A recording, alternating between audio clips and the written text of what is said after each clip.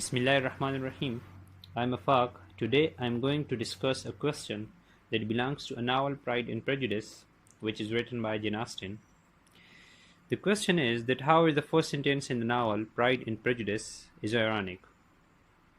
So in order to answer this question, first we have to know that what actually irony is. Irony is the use of words to express something other than that, and especially the opposite of the literal meaning. For example, if I say that it's very cold today, and in reality it's very hot, and I use a word cold instead of hot as a mockery, and I'm calling it that it's very cold today.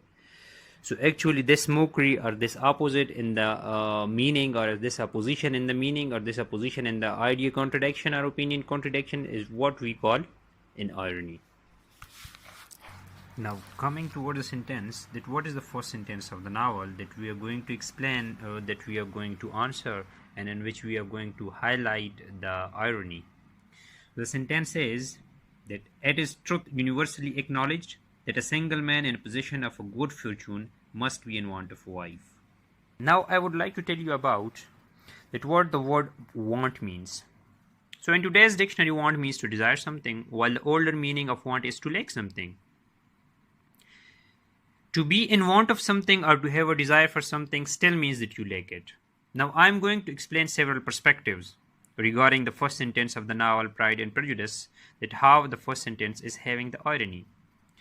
So, the first perspective is about the people or person other than the young man, especially a single woman, their families, and probably the single man's mother. The young man did not build the fortune by marrying and may not desire a wife, not at least such a young life. So the young woman opinions that he needs a wife contradict his desire. The second perspective in the opening phrase is that the young man may not acknowledge the universally acknowledged truth that he needs a wife.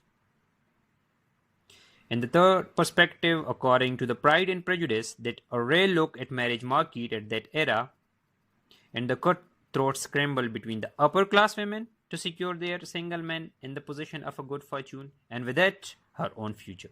Therefore, the third irony is actually the contradiction between the claim that a young man needs a wife and the fact that actually the young woman wants not the young man but his fortune.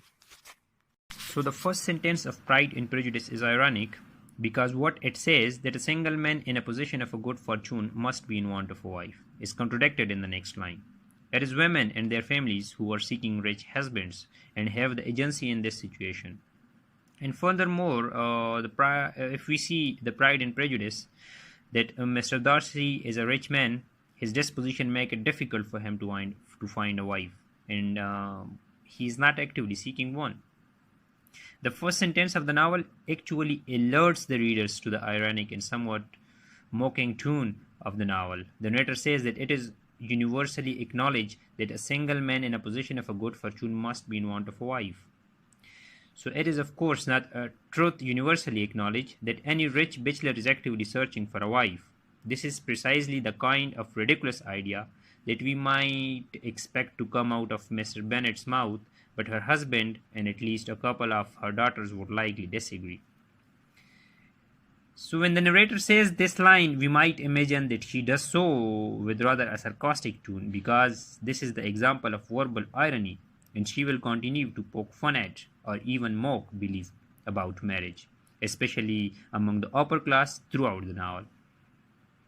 As we see, the Pride and Prejudice is the novel of manner.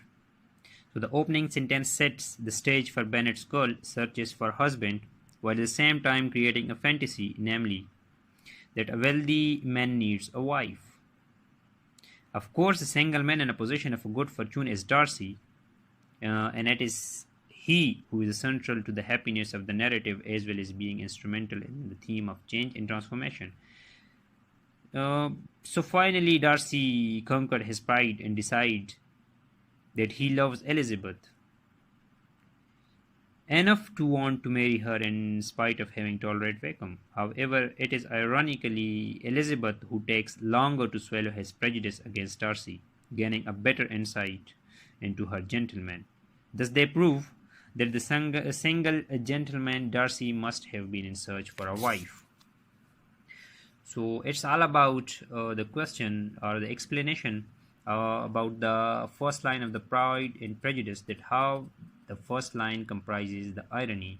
So I hope you enjoy. Thank you.